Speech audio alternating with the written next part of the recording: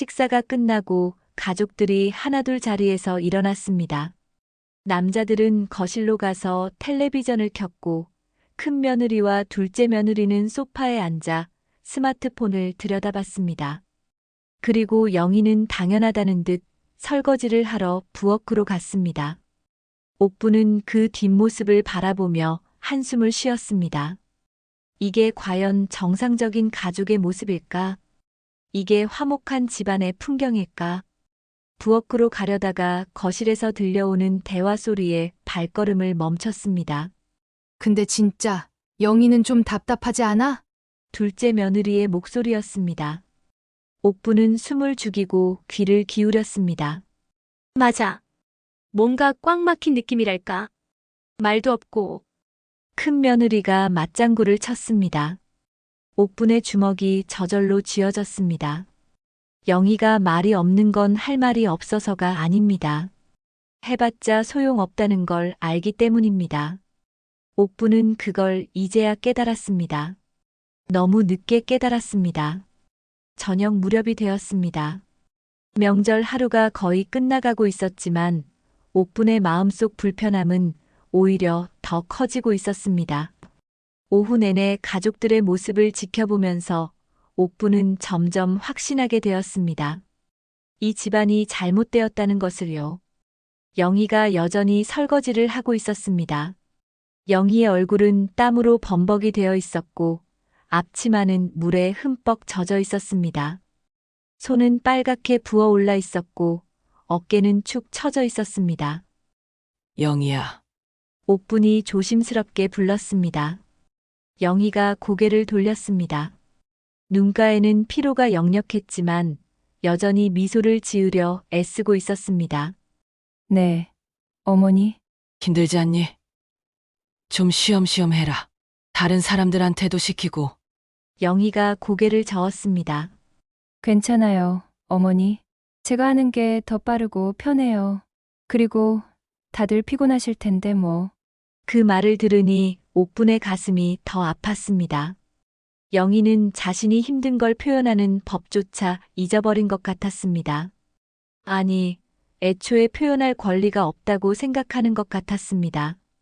옥부는 아무 말도 못하고 부엌을 나왔습니다. 뭐라고 위로해야 할지, 어떻게 도와줘야 할지 알 수 없었습니다. 오늘도 따뜻한 이야기로 찾아뵙게 되어 반갑습니다. 이야기가 시작되기 전에 무료인 구독과 좋아요 한 번씩 눌러주세요. 추석 아침이었습니다. 시골 큰 집 마당에는 아직 이슬이 채 마르지 않았고 부엌에서는 벌써부터 고소한 기름 냄새가 풍겨 나왔습니다. 김옥부는 대문 앞에 서서 하나둘 도착하는 자식들과 며느리들, 손주들을 맞이했습니다. 68년을 살아온 세월 동안 명절만큼은 늘 이렇게 온 가족이 모이는 날이었습니다. 어머니, 안녕하세요. 할머니, 저 왔어요. 밝은 인사들이 마당 가득 울려 퍼졌습니다. 옥부는 손주들의 머리를 쓰다듬으며 흐뭇한 미소를 지었습니다. 겉으로 보기엔 참 화목한 집안이었습니다. 옥부는 스스로에게 말했습니다. 우리 집은 화목하다고 다른 집보다 훨씬 낫다고 말이죠. 하지만 마음 한구석에는 묘한 불편함이 자리 잡고 있었습니다. 거실로 들어서자 큰 며느리와 둘째 며느리가 소파에 나란히 앉아 수다를 떨고 있었습니다. 텔레비전에서는 명절 특집 예능 프로그램이 흘러나왔고 아이들은 그 앞에서 킥킥거리며 웃고 있었습니다. 평화로운 광경이었습니다. 그런데 이상했습니다. 막내 며느리 영희의 모습이 보이지 않았으니까요. 옥부는 부엌 쪽으로 고개를 돌렸습니다. 거기 환한 형광등 아래서 영희가 홀로 앞치마를 두르고 전을 부치고 있었습니다. 이마에는 땀방울이 맺혀 있었고 손놀림은 분주했습니다. 옥부는 그 모습을 보며 가슴 한편이 먹먹해졌습니다. 왜 저 아이만 저렇게 혼자 일하고 있을까? 왜 다른 며느리들은 저렇게 편하게 앉아 있는 걸까? 영희야, 힘들지 않니? 옥분이 부엌으로 들어가 물었습니다. 영희는 화들짝 놀라며 고개를 들었습니다. 얼굴에는 미소를 지으려 애쓰는 흔적이 역력했습니다. 아니에요, 어머니. 괜찮아요. 제가 이런 거 익숙하니까요. 영희의 목소리는 조용했습니다. 하지만 그 속에 담긴 무게를 옥부는 느낄 수 있었습니다. 옥부는 아무 말도 하지 못하고 다시 거실로 돌아왔습니다. 소파에 앉아 있는 며느리들을 바라보니 문득 이런 생각이 들었습니다. 저 아이들은 왜 영희를 돕지 않는 걸까? 아니, 애초에 도우려는 생각조차 없는 걸까? 어머니, 차 드세요. 큰 며느리가 찻잔을 내밀었습니다. 옥부는 고개를 끄덕이며 받아들었습니다. 하지만 차 맛은 느껴지지 않았습니다. 자꾸만 부엌 쪽이 신경 쓰였으니까요. 영희가 혼자서 얼마나 많은 일을 하고 있는지 그걸 아는 사람이 이 집안에 과연 몇이나 될까요? 점심 준비는 한창이었습니다. 제사상에 올릴 음식들, 손님들에게 대접할 음식들이 하나둘 완성되어 갔습니다. 그 모든 걸 영희 혼자 해내고 있었습니다. 옥부는 몇 번이나 부엌으로 가려다 멈췄습니다. 도와줘야 할 것 같은데 왠지 발걸음이 떨어지지 않았습니다. 나이 탓이었을까요? 아니면 며느리들 사이에 미묘한 공기 때문이었을까요? 할머니, 배고파요. 손주 하나가 옥분의 무릎에 매달렸습니다. 옥분은 손주의 볼을 살짝 꼬집으며 말했습니다. 조금만 기다려라. 곧 맛있는 거 먹을 수 있을 게다. 하지만 마음속으로는 다른 생각을 하고 있었습니다. 곧 먹을 수 있는 맛있는 음식들, 그 모든 게 영희의 손에서 나온 것들이라는 걸 이 아이는 알까? 거실에 앉아 있는 어른들은 또 알까? 옥부는 고개를 저었습니다. 아무도 모를 겁니다. 아니, 알려고 하지 않는 걸지도 모르죠. 명절은 늘 이랬습니다. 겉으로는 화목해 보이지만 그 속을 들여다보면 누군가는 희생하고 누군가는 그저 받기만 하는 구조. 옥부는 그걸 이제야 조금씩 깨닫기 시작했습니다. 아니, 어쩌면 진작부터 알고 있었는지도 모릅니다. 다만 외면하고 싶었던 것뿐이죠. 우리 집은 화목하다고, 다른 집보다 낫다고 스스로를 위안하면서 말입니다. 부엌에서 영희의 목소리가 들려왔습니다. 어머니, 곧 상 차릴게요. 밝은 목소리였습니다. 하지만 옥부는 알았습니다. 그 밝음 뒤에 숨겨진 피로와 외로움을요. 옥부는 찻잔을 내려놓고 한숨을 깊게 내쉬었습니다. 이번 명절도 그렇게 지나가겠죠. 아무 일 없었다는 듯이 화목한 가족의 모습을 유지한 채로 말입니다. 하지만 옥분의 마음속에는 작은 균열이 생기기 시작했습니다. 이대로는 안 된다는, 뭔가 잘못되었다는 느낌이 점점 커져만 갔습니다. 점심상이 차려졌습니다. 넓은 거실 한가운데 큰 상을 펼쳐놓고 그 위에 음식들이 가득 올려졌습니다. 색색의 전들, 김이 모락모락 나는 국, 정성스럽게 버무린 나물들. 보기만 해도 입맛이 도는 풍성한 밥상이었습니다. 가족들이 하나둘 자리에 앉기 시작했습니다. 옥분의 시어머니인 최씨 할머니도 손주의 부축을 받으며 상석에 앉았습니다. 90살의 나이에도 정신은 또렷했고 여전히 집안의 큰 어른 노릇을 하고 계셨습니다. 자, 다들 먹어라. 오늘 음식 참 잘 됐구나. 최씨 할머니의 말에 가족들이 일제히 수저를 들었습니다. 옥부는 영희를 찾았습니다. 영희는 상 한쪽 구석에 조용히 앉아 있었습니다. 얼굴에는 여전히 땀기가 가시지 않았고 손은 미세하게 떨리고 있었습니다. 그 모습을 보니 옥분의 마음이 또 한 번 무거워졌습니다. 이야, 진짜 맛있다. 누가 만든 거예요? 둘째 손주가 전을 한 입 베어 물며 물었습니다. 큰 며느리가 웃으며 대답했습니다. 영희 이모가 만든 거지. 영희 이모 손맛이 제일 좋잖아. 그 말에 영희가 쑥스러운 듯 고개를 숙였습니다. 옥부는 그 모습을 보며 씁쓸한 미소를 지었습니다. 칭찬인 듯 칭찬 아닌 말.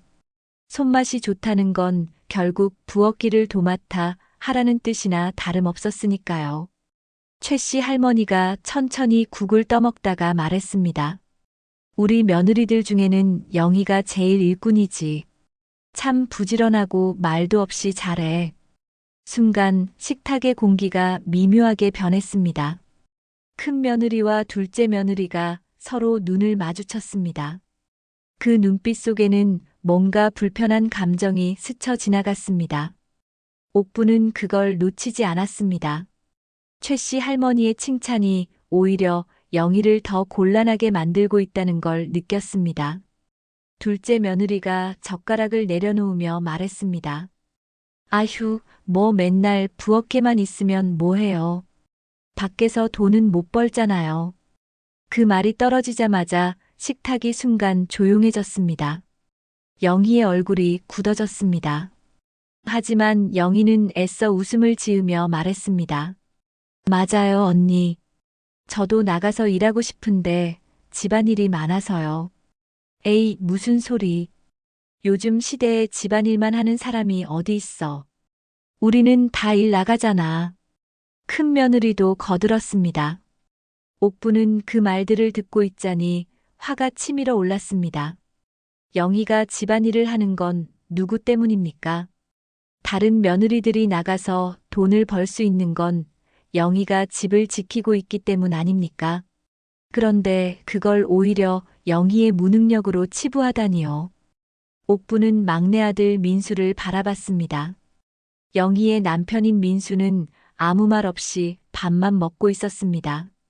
아내가 저렇게 무시당하는데도 한마디 거들어주지 않는 모습에 옥부는 실망감을 감추지 못했습니다. 민수는 어렸을 적부터 말수가 적고 소심한 성격이었습니다. 하지만 이건 소심함의 문제가 아니었습니다. 무책임함이었습니다. 그래도 영희는 착하잖아. 집안일 누가 해야 되는데. 최 씨 할머니가 다시 한번 영희를 두둔했습니다. 하지만 그 말도 영희에게는 위로가 되지 못했습니다. 오히려 더 큰 짐이 되어 영희의 어깨를 짓눌렀습니다. 착하다는 말, 참 잘한다는 말. 그 말들은 결국 앞으로도 계속 그렇게 살라는 뜻이었으니까요. 식사는 어색한 분위기 속에서 계속되었습니다. 옥부는 밥맛이 없었습니다. 음식은 맛있었지만 마음이 편치 않았습니다.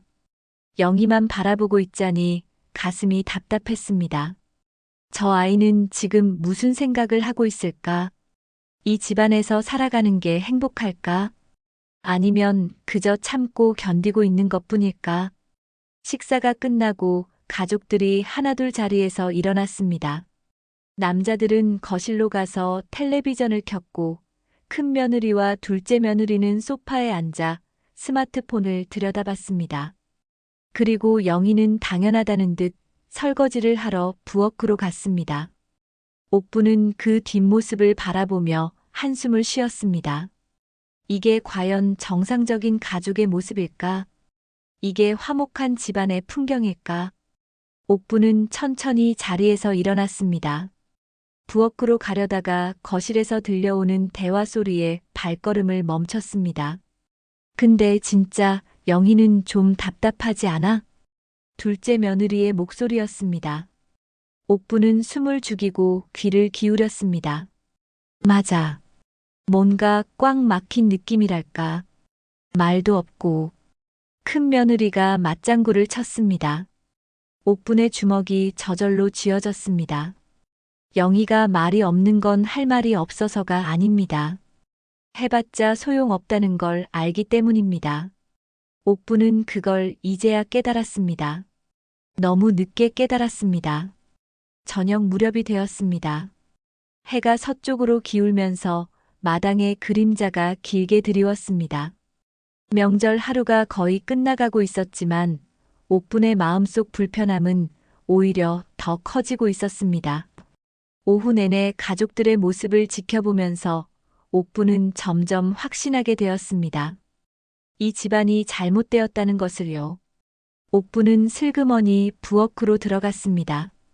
거기서 영희가 여전히 설거지를 하고 있었습니다.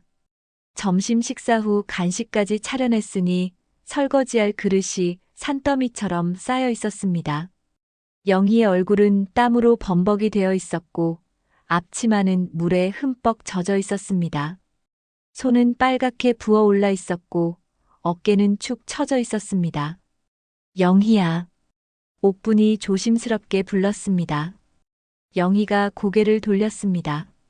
눈가에는 피로가 역력했지만 여전히 미소를 지으려 애쓰고 있었습니다. 네, 어머니. 힘들지 않니? 좀 쉬엄쉬엄 해라. 다른 사람들한테도 시키고. 영희가 고개를 저었습니다. 괜찮아요, 어머니.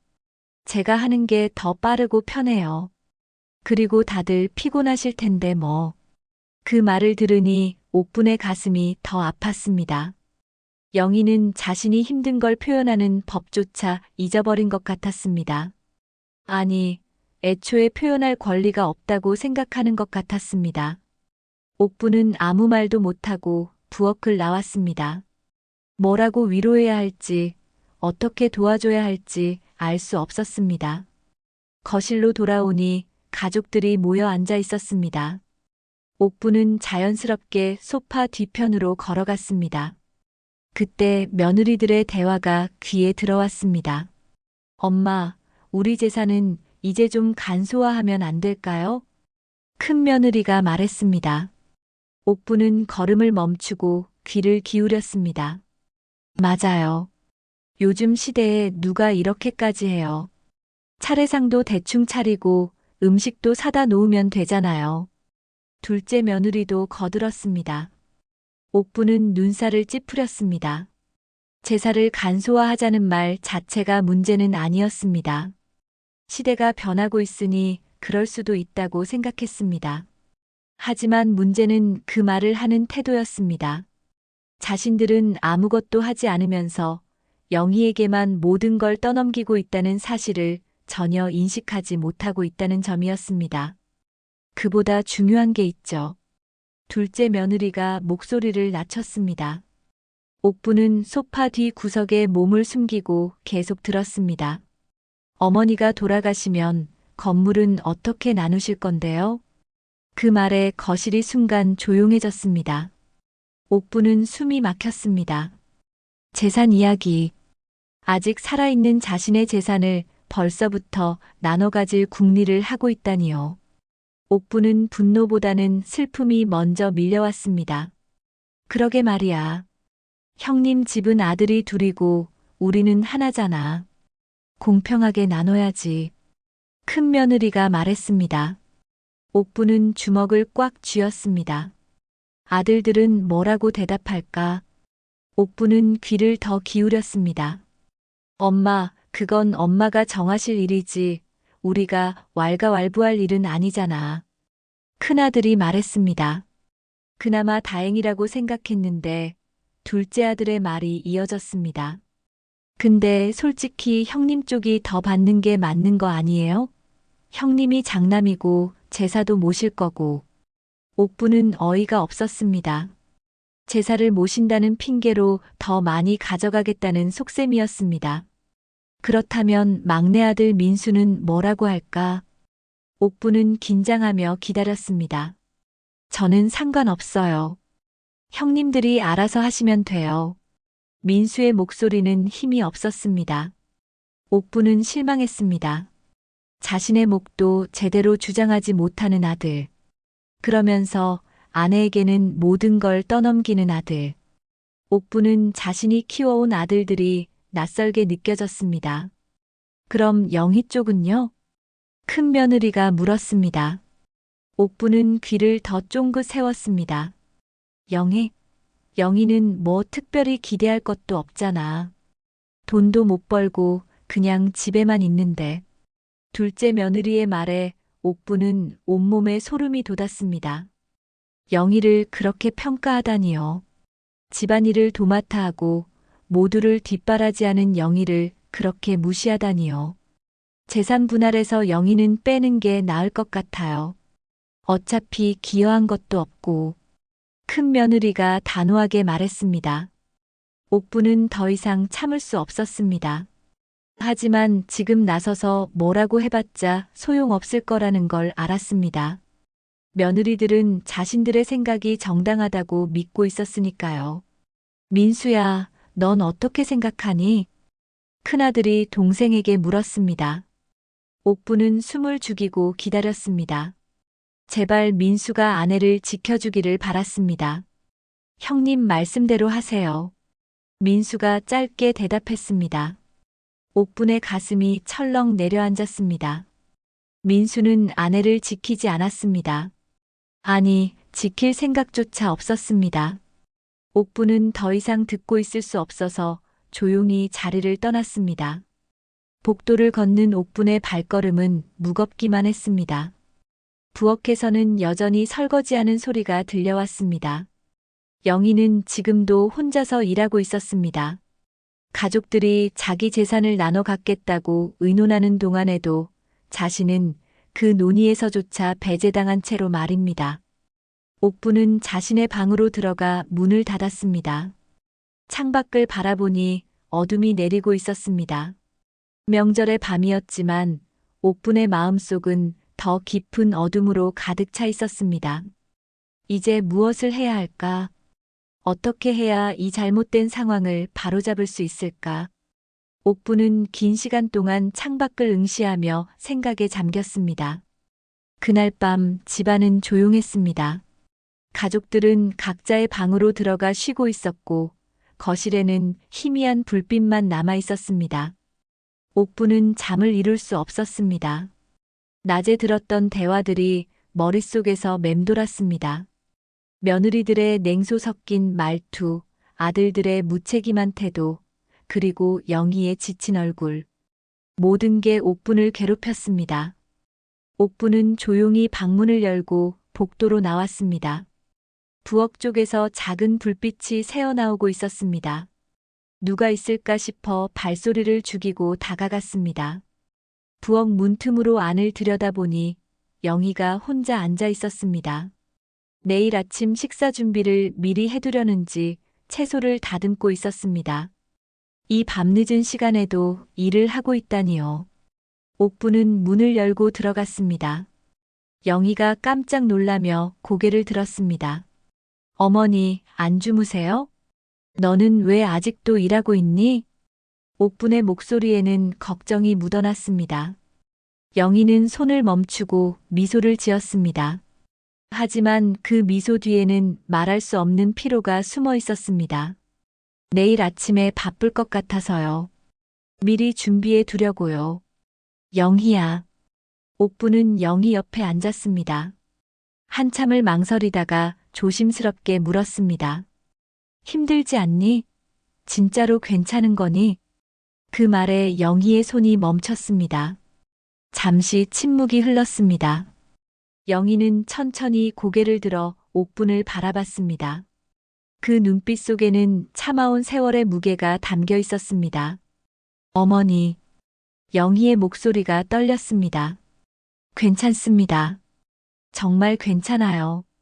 하지만 영희의 눈가에는 눈물이 맺혀 있었습니다. 옥부는 그걸 보고 가슴이 찢어지는 것 같았습니다. 괜찮지 않은 것 같은데. 옥분이 영희의 손을 잡았습니다. 영희의 손은 차갑고 거칠었습니다. 세제와 뜨거운 물에 시달린 손이었습니다. 영희는 고개를 숙이며 말했습니다. 괜찮습니다, 어머니. 시댁 식구로 인정받으려면 이 정도는 해야죠. 제가 할 수 있는 게 이것밖에 없으니까요. 그 말을 듣는 순간 옥부는 깨달았습니다.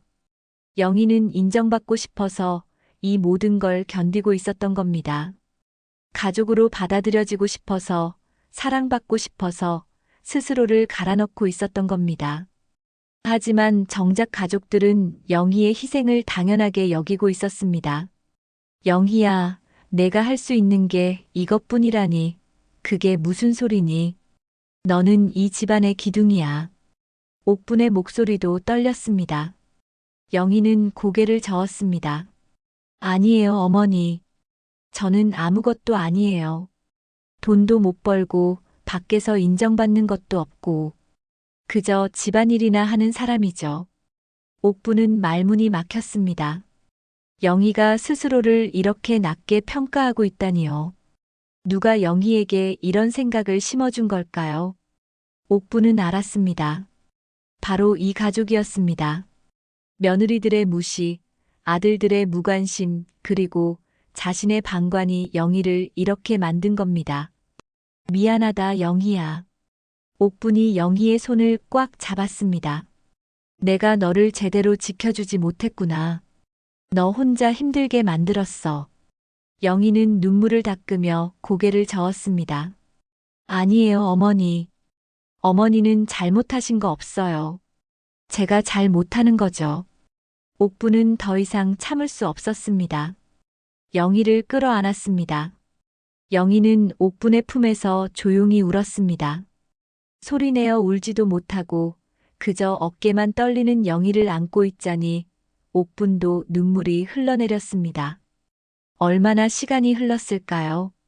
영희는 눈물을 닦고 다시 웃으려 애썼습니다. 죄송해요, 어머니. 괜히 걱정 끼쳐드렸네요. 영희야, 내가 미안해할 일이 아니야. 옥부는 영희의 두 손을 꽉 잡고 말했습니다.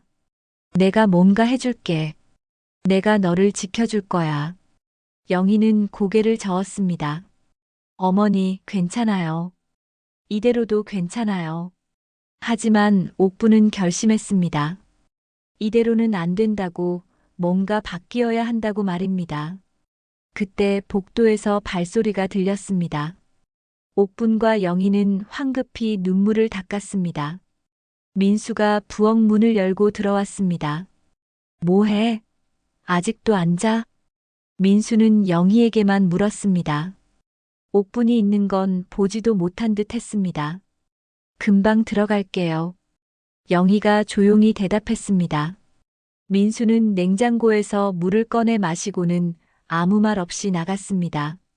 아내가 울고 있었다는 것도 시어머니가 함께 있었다는 것도 관심이 없는 듯 했습니다. 옥부는 민수의 뒷모습을 바라보며 화가 치밀었습니다. 저게 남편입니까? 저게 아들입니까? 자기 아내가 이렇게 힘들어하는데도 아무것도 모르고 알려고도 하지 않다니요. 어머니, 들어가서 주무세요. 저도 곧 들어갈게요. 영희가 옥분을 일으켰습니다. 옥분은 영희를 한 번 더 꼭 안아줬습니다. 영희야, 조금만 참아라. 내가 뭔가 방법을 찾을 테니까. 영희는 고개를 끄덕였지만 그 눈빛 속에는 기대보다는 체념이 더 많이 담겨 있었습니다. 옥분은 무거운 발걸음으로 자신의 방으로 돌아왔습니다. 방에 누워서도 잠은 오지 않았습니다. 옥부는 천장을 바라보며 생각했습니다. 어떻게 해야 영희를 지켜줄 수 있을까? 어떻게 해야 이 집안의 잘못된 구조를 바로잡을 수 있을까? 답은 쉽게 나오지 않았습니다. 하지만 한 가지는 확실했습니다. 더 이상 방관하지 않겠다는 것, 영희를 위해 뭔가 행동하겠다는 것. 옥부는 그렇게 다짐하며 긴 밤을 보냈습니다. 추석 마지막 날 아침이 밝았습니다. 옥부는 일찍 일어나 거실로 나왔습니다. 어젯밤 거의 잠을 이루지 못했지만 피곤함보다는 묵직한 결심이 가슴속을 채우고 있었습니다. 부엌에서는 어김없이 영희가 아침 준비를 하고 있었습니다. 옥부는 영희에게 다가가 어깨를 토닥였습니다. 영희야, 고생이 많구나. 영희는 어젯밤 일이 있었음에도 여전히 밝은 표정을 지으려 애쓰고 있었습니다. 옥부는 그런 영희가 안쓰럽기만 했습니다. 아침 식사가 시작되었습니다. 가족들이 하나둘 식탁에 모여 앉았습니다. 큰 며느리와 둘째 며느리는 여전히 스마트폰을 들여다보며 수다를 떨었고 아들들은 신문을 보거나 텔레비전을 켜놓고 있었습니다. 최 씨 할머니만이 천천히 밥을 드시며 가족들의 모습을 바라보고 계셨습니다. 오늘 다들 언제 출발하실 거예요? 큰 며느리가 물었습니다. 우리는 점심 먹고 갈 거야. 애들 학원 있어서. 둘째 며느리가 대답했습니다. 그 말에 영희는 다시 점심 준비를 해야 한다는 걸 깨달았습니다. 옥부는 영희의 얼굴에 스치는 피로를 놓치지 않았습니다. 식사를 마치고 가족들은 각자 짐을 싸기 시작했습니다. 옥부는 안방에 누워 계신 최 씨 할머니를 찾아갔습니다. 최 씨 할머니는 요즘 들어 체력이 많이 약해지셨습니다. 90살의 나이가 무색하지 않게 건강하셨지만 그래도 명절 동안 손님 맞이를 하느라 피곤하셨을 겁니다. 어머니, 괜찮으세요? 옥분이 조심스럽게 물었습니다. 최 씨 할머니는 눈을 뜨고 옥분을 바라봤습니다. 괜찮다. 그냥 좀 피곤할 뿐이지.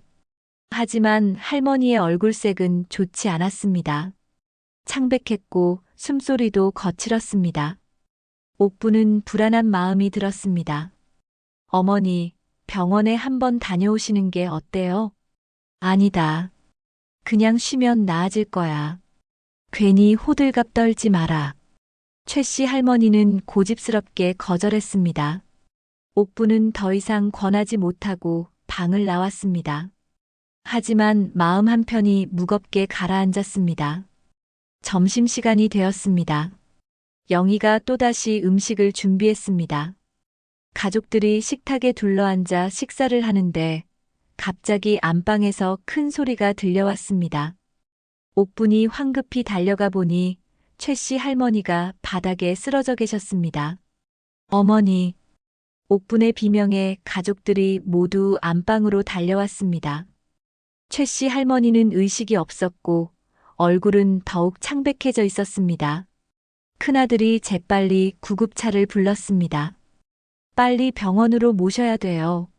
구급차가 도착했고 최 씨 할머니는 들것에 실려 병원으로 옮겨졌습니다.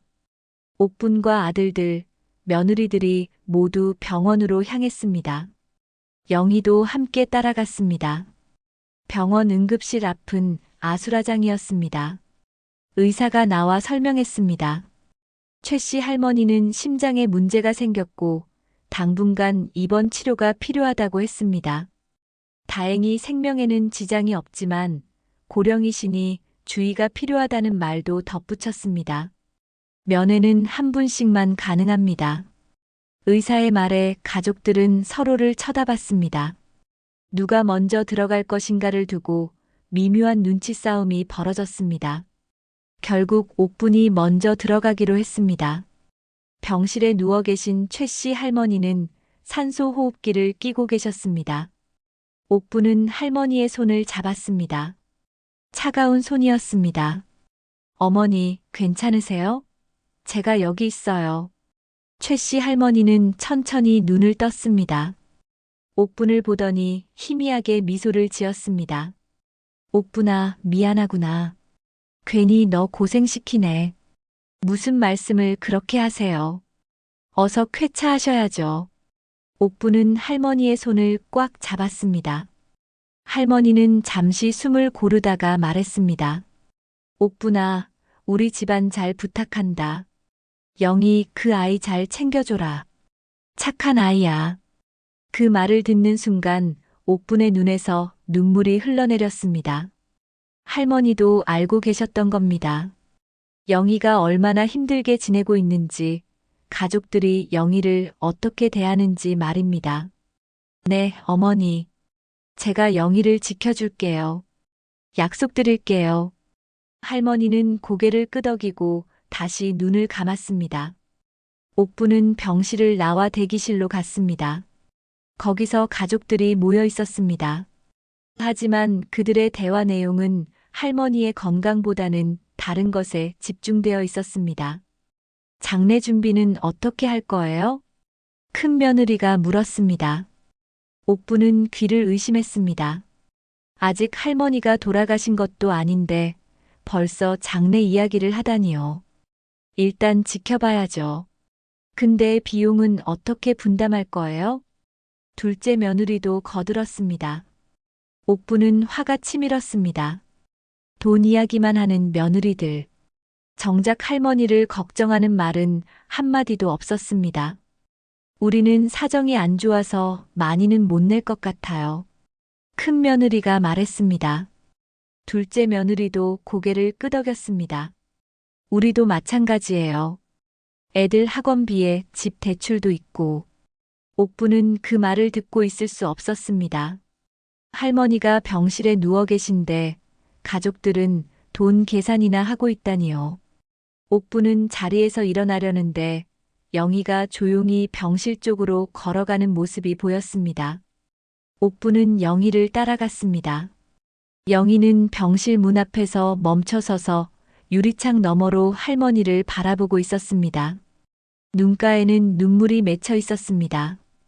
영희야. 옥분이 부르자 영희가 돌아봤습니다. 어머니, 할머니는 괜찮으실까요? 괜찮으실 거야. 할머니는 강하신 분이시니까. 영희는 고개를 끄덕이며 눈물을 닦았습니다. 그때 복도 저편에서 민수의 목소리가 들려왔습니다. 영희, 거기서 뭐해? 민수가 술 냄새를 풍기며 다가왔습니다. 명절 마지막 날이라 낮부터 형제들과 술을 마신 모양이었습니다. 당신 취했어요. 조용히 해요. 영희가 조심스럽게 말했습니다. 하지만 민수는 영희의 팔을 잡아 끌었습니다. 조용히 하라고. 너 때문에 우리 집안이 꼴이 이 모양이야. 무슨 소리예요? 술 취했으니 그만해요. 영희가 팔을 빼려고 했지만 민수는 놓아주지 않았습니다. 오히려 목소리를 더 높였습니다. 너 같은 게 우리 집안에 들어온 게 잘못이야. 돈도 못 벌고 쓸모도 없고. 그 순간 옥분에 참았던 분노가 폭발했습니다. 옥분은 민수의 팔을 확 잡아챘습니다. 당장 손 놔. 옥분의 눈빛은 차가웠습니다. 민수는 깜짝 놀라 영희의 팔을 놓았습니다. 주변에 있던 사람들이 모두 이쪽을 쳐다봤습니다. 엄마, 왜 그러세요? 민수가 중얼거렸습니다.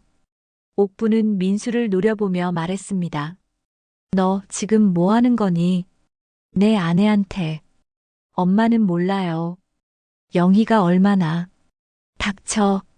옥분의 목소리가 복도에 울려 퍼졌습니다. 민수는 입을 다물었습니다. 옥분은 영희의 손을 잡고 민수에게서 멀어졌습니다. 병실 문 앞에서 옥분은 주먹을 꽉 쥐었습니다. 더 이상 참을 수 없었습니다. 이제는 행동해야 할 때였습니다. 그날 밤 옥분은 병원 복도 의자에 앉아 깊은 생각에 잠겼습니다. 가족들은 모두 집으로 돌아갔고 영희만이 병실 안에서 최 씨 할머니를 간호하고 있었습니다. 옥분은 유리창 너머로 영희의 모습을 지켜봤습니다. 영희는 할머니의 이마를 닦아드리고 물을 떠다드리며 정성껏 돌보고 있었습니다. 다른 며느리들은 어디에 있습니까? 집으로 돌아가 편히 쉬고 있겠죠. 아들들은 또 어디에 있습니까? 술이나 마시며 내일 출근 걱정이나 하고 있겠죠. 정작 할머니 곁을 지키는 건 영희뿐이었습니다. 옥분은 그 모습을 보며 가슴이 미어졌습니다. 옥분은 천천히 자리에서 일어나 병원 밖으로 나갔습니다. 차가운 밤 공기가 얼굴을 스쳤습니다. 옥분은 핸드폰을 꺼내 들었습니다. 주소록을 뒤적이다가 한 번호를 찾아냈습니다. 변호사 박 선생. 오래전부터 알고 지내던 분이었습니다. 전화를 걸었습니다. 몇 번의 신호음 끝에 상대방이 받았습니다. 여보세요, 옥분 씨. 이 밤에 무슨 일이세요? 박 선생님, 급한 일이 생겼습니다. 내일 시간 되시면 병원으로 좀 와주실 수 있으세요? 병원이요? 무슨 일이신데요? 옥분은 잠시 망설였습니다. 하지만 곧 결심을 굳혔습니다. 재산 정리를 하려고 합니다. 유언장을 작성하고 싶어요. 전화 저편에서 잠시 침묵이 흘렀습니다. 알겠습니다. 내일 오전에 찾아뵙겠습니다. 통화를 끊고 옥부는 하늘을 올려다봤습니다. 별이 총총히 박혀 있었습니다. 옥부는 마음속으로 다짐했습니다. 이제는 바로잡겠다고, 영희에게 마땅히 돌아가야 할 몫을 주겠다고 말입니다. 다음 날 아침 박 변호사가 병원을 찾아왔습니다. 옥부는 조용한 상담실로 박 변호사를 안내했습니다. 두 사람은 마주 앉았습니다.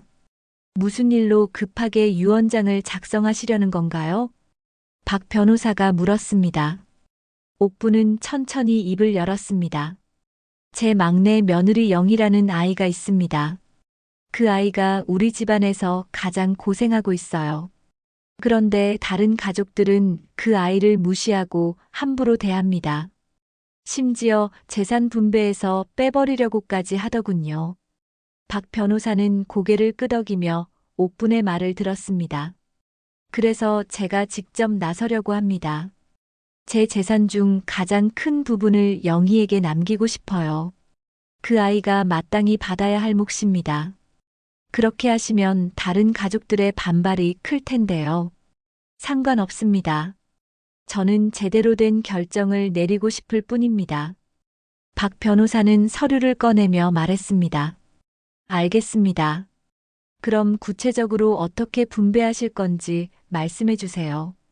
옥부는 또박또박 자신의 뜻을 밝혔습니다.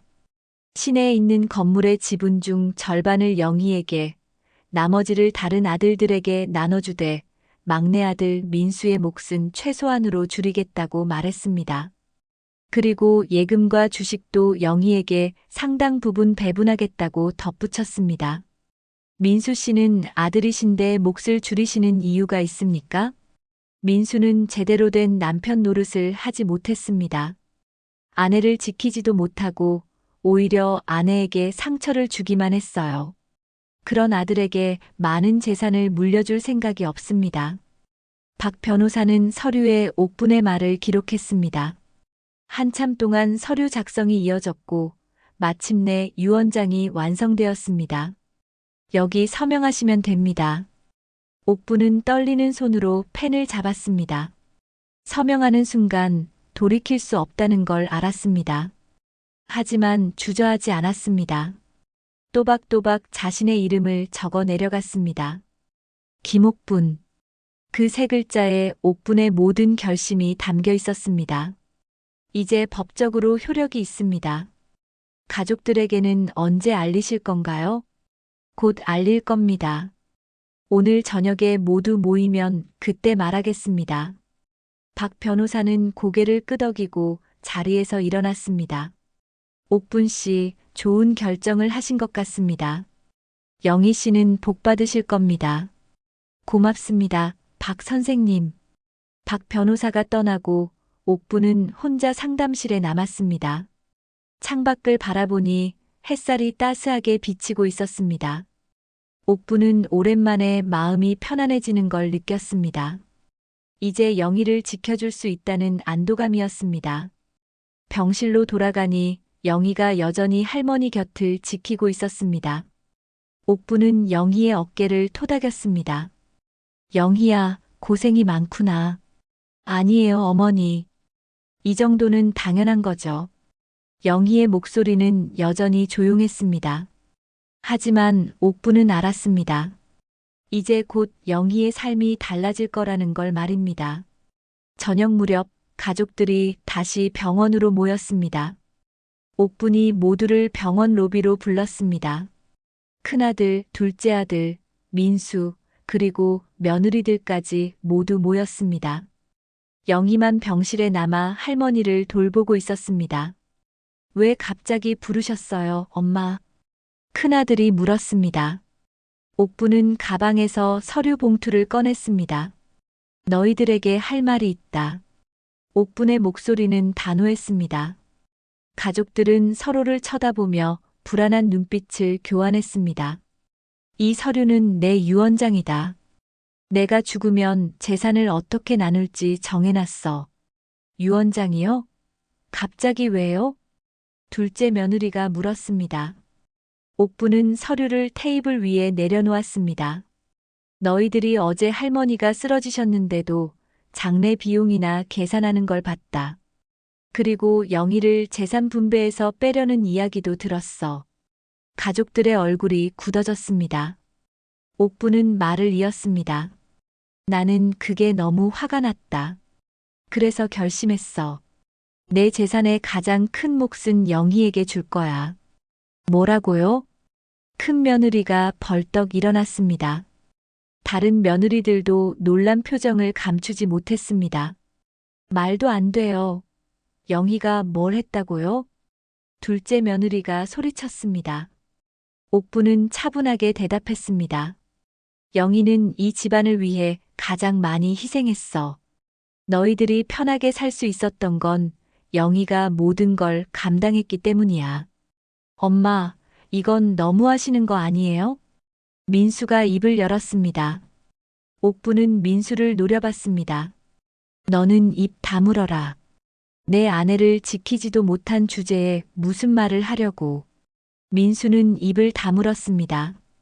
옥부는 다시 가족들을 둘러봤습니다. 이 결정은 번복하지 않을 거야. 영희는 이 집안의 진짜 기둥이었어. 이제 그 아이에게 마땅한 대우를 해줄 때가 됐어. 옥분의 선언이 떨어지자 병원 로비는 순식간에 아수라장이 되었습니다. 큰 며느리가 테이블을 쾅 치며 소리쳤습니다. 이건 말이 안 됩니다. 우리는 이 집안을 위해 얼마나 많은 걸 했는데요. 둘째 며느리도 거들었습니다. 맞아요. 영희는 그냥 집에서 밥이나 하고 있었잖아요. 우리는 밖에 나가서 돈도 벌고 집안 명예도 높였어요. 옥부는 그들의 말을 듣고 있자니 기가 막혔습니다. 집안 명예를 높였다고요? 영희가 집을 지켜주지 않았다면 그것이 가능하기나 했을까요? 큰아들이 나섰습니다. 엄마, 이건 다시 생각하셔야 해요. 장남인 제가 제사도 모실 건데 이렇게 하시면 안 되죠. 제사? 제사는 누가 차리는데? 내가 차리니 아니면 영희가 차리니? 옥분의 목소리에는 분노가 담겨 있었습니다. 큰아들은 말문이 막혔습니다. 둘째 아들도 끼어들었습니다. 엄마, 그래도 이건 형평성에 어긋나요. 우리도 엄마 아들인데 며느리한테 그렇게 많이 주시면 어떡해요? 형평성? 너희들이 영희한테 한 짓을 생각하면 이것도 부족해. 옥부는 단호하게 말했습니다. 그때 민수가 앞으로 나섰습니다. 엄마, 영희는 제 아내예요. 제가 알아서 할게요. 유원장은 취소해 주세요. 옥부는 민수를 똑바로 쳐다봤습니다. 넌 영희한테 뭘 해줬니? 술 취해서 폭언이나 하고 다른 가족들이 영희를 무시할 때 한마디도 거들지 않았잖니. 민수의 얼굴이 붉어졌습니다. 하지만 변명할 말을 찾지 못했습니다. 큰 며느리가 다시 목소리를 높였습니다. 어머니, 이건 정말 불공평해요. 우리가 뭘 잘못했다고 이러세요? 옥부는 큰 며느리를 향해 천천히 걸어갔습니다. 뭘 잘못했냐고? 너희들은 영희가 혼자 부엌에서 일할 때 거실에서 스마트폰이나 들여다봤어. 영희가 설거지할 때 너희들은 소파에 누워 텔레비전을 봤지. 그리고 영희를 무시하고 비웃었어. 그게 뭘 잘못한 게 아니라고. 며느리들은 입을 다물었습니다. 하지만 눈빛만은 여전히 불만으로 가득했습니다. 그때 병실 쪽에서 영희가 나왔습니다. 영희는 로비의 분위기를 보고 놀란 표정을 지었습니다. 무슨 일이세요? 영희가 조심스럽게 물었습니다. 옥부는 영희에게 다가가 손을 잡았습니다. 영희야, 이리 와라. 영희는 불안한 얼굴로 옥분 곁으로 갔습니다. 옥부는 영희를 가족들 앞에 세웠습니다. 내가 오늘 너희들에게 분명히 말한다. 며느리 영희, 이 아이가 우리 집의 진짜 주인이야. 영희는 깜짝 놀라며 옥분을 쳐다봤습니다. 어머니, 무슨 말씀을. 영희야, 넌 이 집안을 위해 너무 많은 걸 희생했어. 이제는 내가 받아야 할 걸 받을 차례야. 옥부는 서류 봉투를 영희에게 건넸습니다. 영희는 떨리는 손으로 봉투를 받았습니다. 민수가 앞으로 다가왔습니다. 영희, 그 서류 돌려드려. 민수가 소리쳤습니다. 하지만 옥분이 민수를 막아섰습니다. 민수야, 넌 이제 입 다물어라. 내가 아내한테 해준 게 뭐가 있니? 민수는 옥분의 눈빛을 보고 뒷걸음질 쳤습니다. 옥분의 눈빛은 이제껏 본 적 없이 차갑고 단호했습니다. 큰아들이 나섰습니다. 엄마, 이건 법적으로 문제가 될 수도 있어요. 해봐라. 옥분이 큰아들의 말을 끊었습니다. 법적으로 대응하든 뭘 하든 상관없어. 이미 변호사와 상의해서 제대로 된 절차를 밟았어. 가족들은 할 말을 잃었습니다. 옥부는 다시 한번 모두를 둘러보며 말했습니다. 내가 지금까지 본 건 누가 진짜 가족이고 누가 기생충인지였어. 너희들은 이 집에 붙어서 빨아먹기만 했어. 하지만 영희는 달랐어. 영희는 아무 데가 없이도 이 집을 지켰어. 오늘 나는 그 기생충들을 잘라낸다. 옥분의 목소리가 로비에 울려 퍼졌습니다.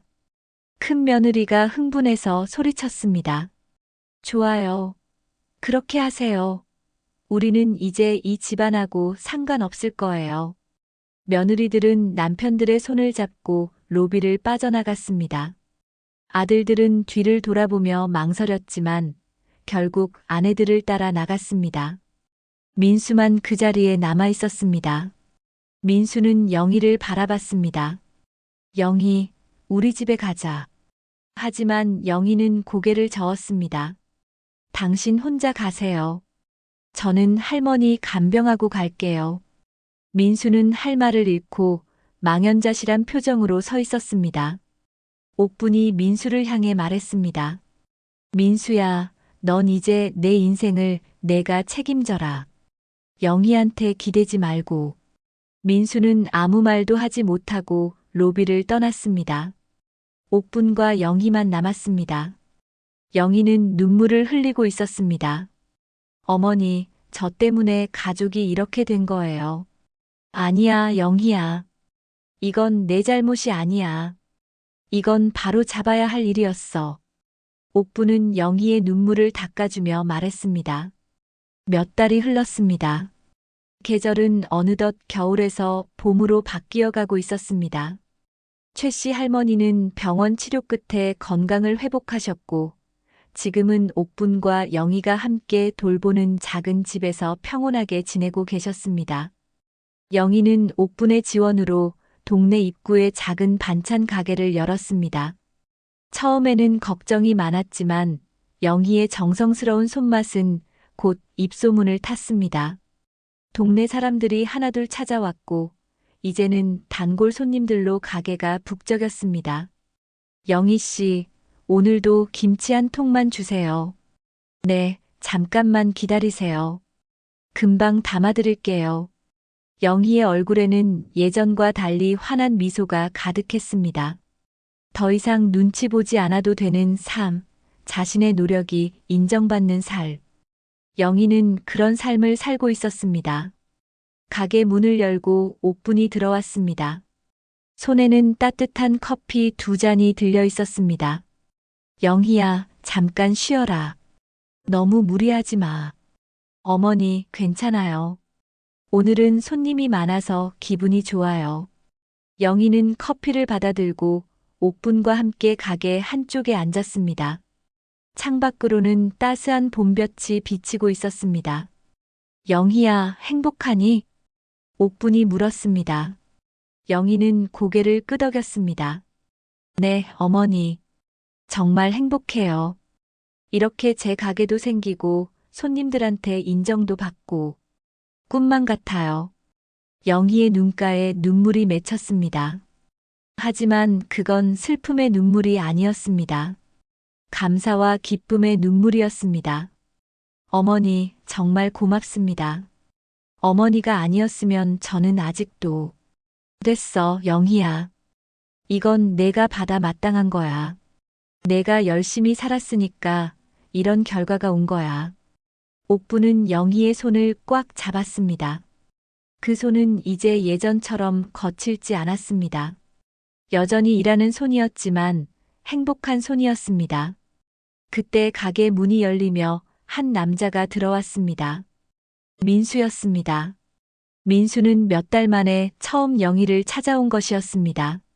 얼굴은 수척해 보였고 옷차림도 예전만 못했습니다. 영희. 민수가 조용히 불렀습니다. 영희는 민수를 보고 잠시 망설였습니다.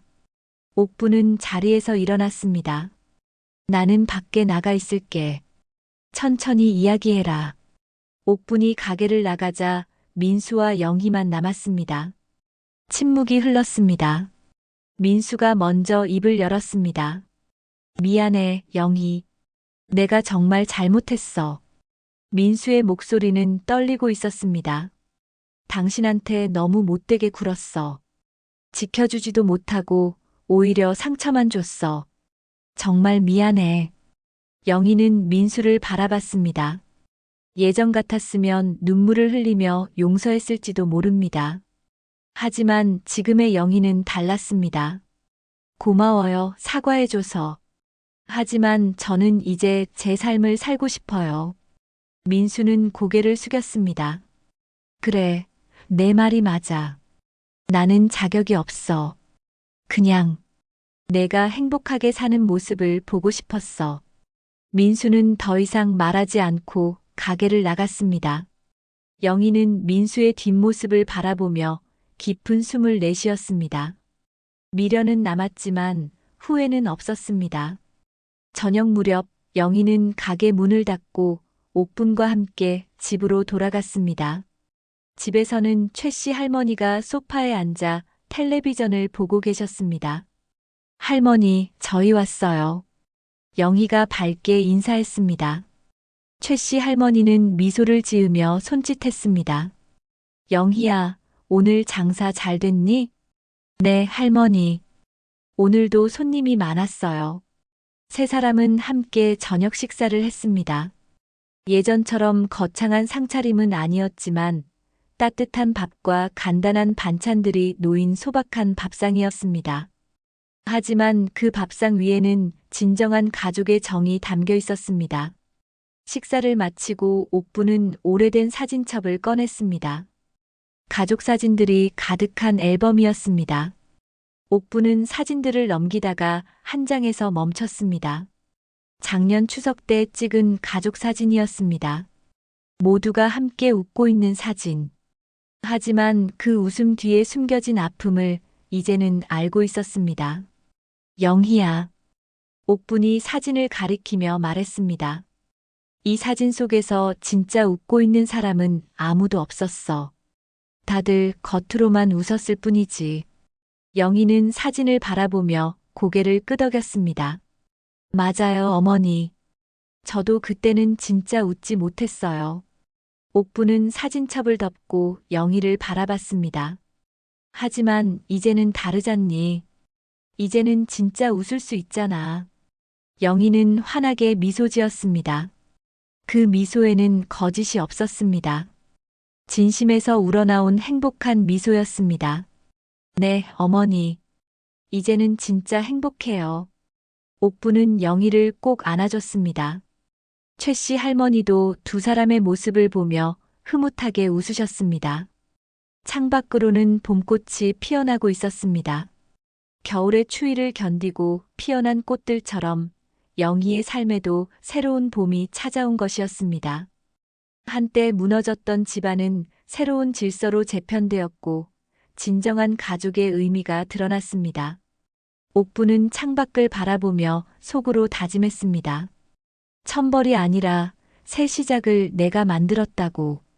그리고 앞으로도 영희를 지켜주겠다고. 진짜 가족으로, 진짜 어머니로 말입니다. 영희는 옥분의 손을 잡았습니다. 그 손에는 따뜻함이 전해졌습니다. 서로를 지탱해주는 힘이 느껴졌습니다. 이제 그들은 더 이상 혼자가 아니었습니다. 진정한 가족이 되어 있었습니다. 밤이 깊어가고 있었습니다. 하지만 작은 집안은 따뜻한 불빛으로 환하게 빛나고 있었습니다. 그 빛은 새로운 희망의 빛이었고 새로운 시작의 빛이었습니다. 오늘도 저희 채널을 찾아주신 여러분께 진심으로 감사드립니다. 이야기가 마음에 드신다면 무료인 구독과 좋아요 버튼을 눌러주시고 댓글로 여러분의 소중한 인생 이야기도 들려주세요.